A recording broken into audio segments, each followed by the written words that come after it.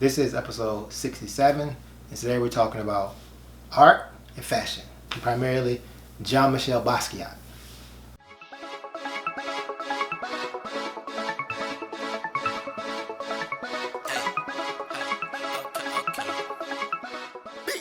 What's up, guys? Thank you for tuning in. Today we're talking about art and a little bit of fashion. If you've been watching the news lately, you saw that Coach did a collaboration with Jean-Michel Basquiat, and they're going to put some of his art paintings on some of his clothes. And when they released that series of clothing, it was sold out. Boom, just like that. And that has some benefits to Coach because they're creating products for people to buy, and the audience bought all of them. And so that's a benefit of it. But the thing about what's interesting to know that the world loves Jean-Michel Basquiat for the most part. This isn't the first collaboration that a fashion house has done with Jean-Michel Basquiat, his collection, but the world loves him. You have hip hop. There's songs about Jean-Michel Basquiat and hip hop. There's documentaries on Jean-Michel Basquiat, and Jean-Michel Basquiat was a Haitian American, and he was probably one of the most famous artists of our time. The thing about art is in periods, and the period that we're in, we are in the contemporary art period. What's so unique about Jean-Michel Basquiat is that he's an artist from the contemporary art period. And so any artists that are making art are considered a contemporary artist. But the thing about it with Jean-Michel Basquiat is that he's no longer alive. He passed. He died in the late 80s. And it's a tragic story. But I say all that to say that there is some scarcity with his artwork. He was already famous. He was already well-known, big-time artist in his day and age. He was hanging with Andy Warhol. They were good friends. And he's died, so there's a scarcity. So there's a period of art that hasn't ended.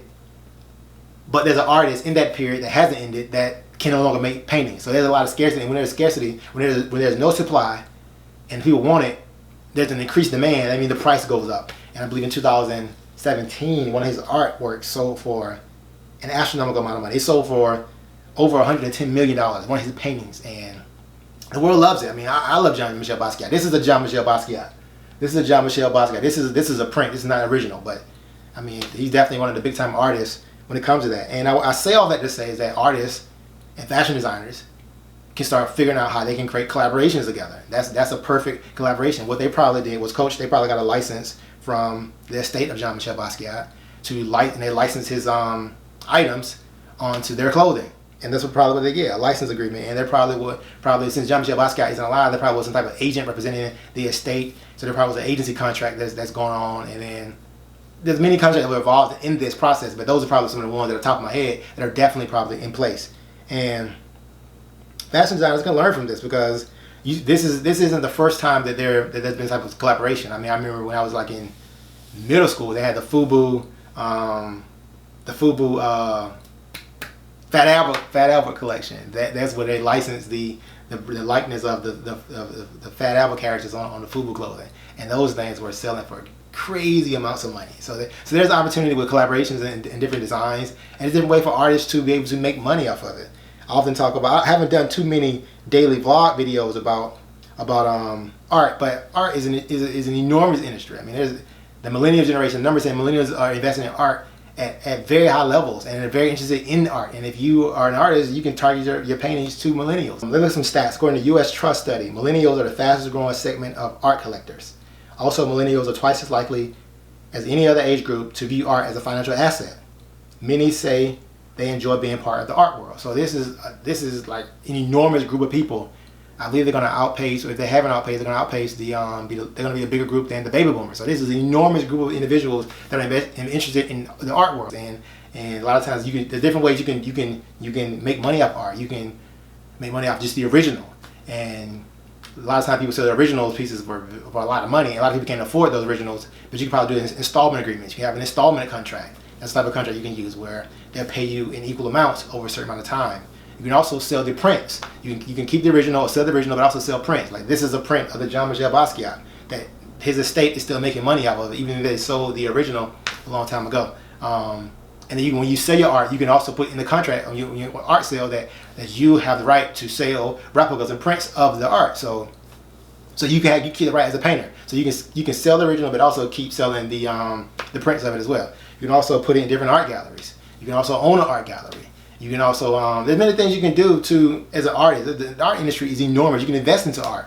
A lot of individuals understand that the aspects of art. Like I said, this is the contemporary art period, but there are a lot of different art periods, and you can buy pieces from that and invest in periods from those art periods that predate the contemporary art period, and be able to invest it and hold it and sell it for later.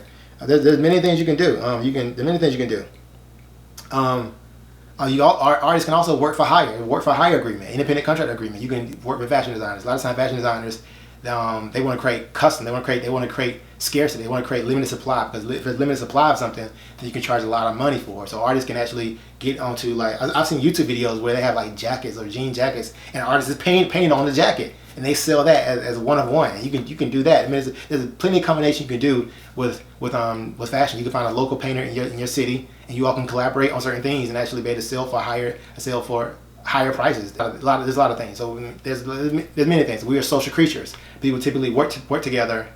Things typically go better when there's a lot of people coming together. So there's opportunity for that. I often talk about with fashion. I mean, fashion, you have to create a lifestyle. I think Ralph Lauren he's like the textbook case of like creating a lifestyle. You go to like a GQ magazine or any magazine or any commercial. There's a lifestyle around the Ralph Lauren. It's not just him. It's not just the people with like a blank screen, like a blank backdrop, and they're taking pictures in clothing. Now they're out in nature. They're typically they're out doing polo. They're out in the environment. There's a lifestyle around what he's doing. He's not just standing behind like an infinity wall and taking pictures. There is some of that, but not all of that. And so he's been a standard. A lot of people wanted to copy and mimic, and he's put a lot of money into his marketing. So that's some of the things you can do. I mean, also I think now is a good time to learn digital marketing. Like, digital marketing is a very lucrative skill that you can learn about. SEO, you can learn about the concept of a landing page and retargeting. You learn all about that. You can implement that into fashion, and you can